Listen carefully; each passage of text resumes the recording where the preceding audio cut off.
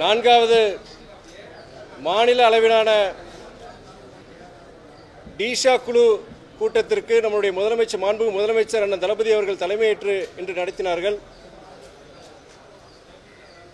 ஒன்றிய அரசின் மாற்றான்தான் மனப்பான்மையால் தமிழ்நாட்டிற்கு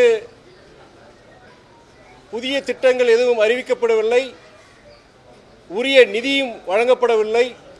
இப்படிப்பட்ட ஒரு இக்கட்டான சூழலில், ஒரு நிதி நெருக்கடியிலும் தமிழ்நாடு அரசு நிர்வாகத்தை சிறப்பாக நடத்தி கொண்டிருக்கும் நம்முடைய மாண்புமிகு முதலமைச்சர் அவர்களுக்கு நன்றி தெரிவித்துவிட்டு, நம்முடைய ஒன்றிய அரசு திட்டங்கள் அதை செயல்படுத்துவதில் நடைமுறை பிரச்சனைகளை பற்றி விவாதம் நடைபெற்றது.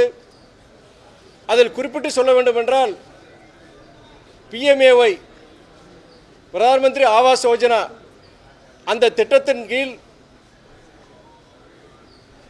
அந்த திட்டத்தின் மதிப்பு கிட்டத்தட்ட 1,20,000 தான். அந்த 1,20,000 வீடு கட்ட முடியாது.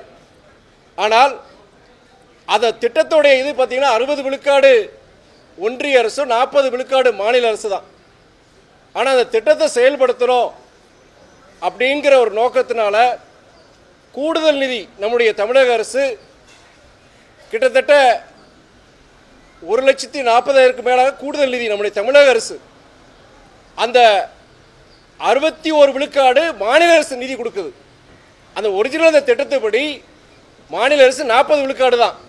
ஆனால் அந்த நிதியை நடைமுறைப்படுத்தணும், செயல்படுத்துறதுக்காண்டி தமிழக அரசு இந்த கடுமையான நிதி நெருக்கடியில் கிட்டத்தட்ட 61 விழுக்காடு கொடுத்து கிட்டத்தட்ட 2,83,000ங்கிற அந்த மதிப்பீட்டில் அந்த பிரதம மந்திரி அந்த வீடு வந்து கட்டி கொடுக்குறாங்க.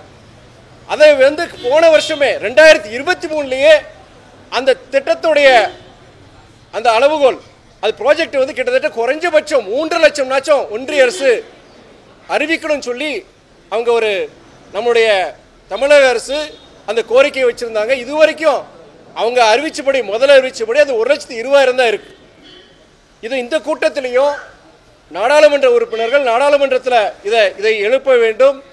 ஒன்றிய அரசு கண்டிப்பாக அதை 3 லட்சமாக அறிவிக்க வேண்டும் என்கிற அந்த தீர்மானம் இன்னைக்கு அங்கே நிறைவேற்றினாங்க.